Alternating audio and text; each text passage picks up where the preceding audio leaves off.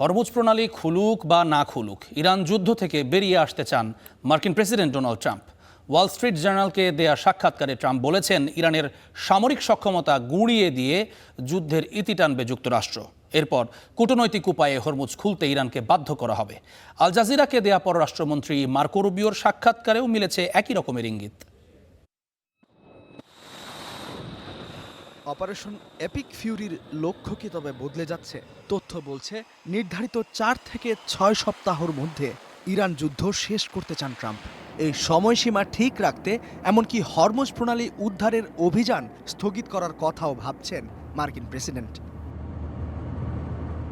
আল জাজিরাকে দেয়া সাক্ষাৎকারে মার্কিন পররাষ্ট্রমন্ত্রী মার্কো রুবিও স্বীকার করেছেন, মূল লক্ষ্যগুলো অর্জিত হলেই শেষ হবে ইরান অভিযান।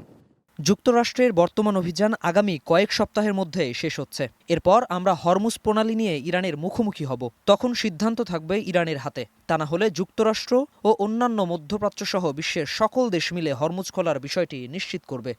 যুক্তরাষ্ট্র, ফ্রান্স ও কানাডা সহ 40টি দেশ ইতোমধ্যে হরমুজে নিরাপদ নৌ চলাচল নিশ্চিতের জন্য প্রস্তুতির কথা জানিয়েছে।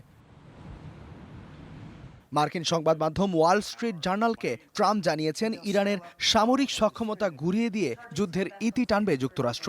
এরপর কূটনৈতিক উপায়ে হরমুজ খুলতে ইরানকে বাধ্য করার কথা ভাবছেন ট্রাম্প। বিশ্বের 20% তেল রপ্তানির পথ হিসেবে ব্যবহৃত হয় হরমুজ প্রণালী।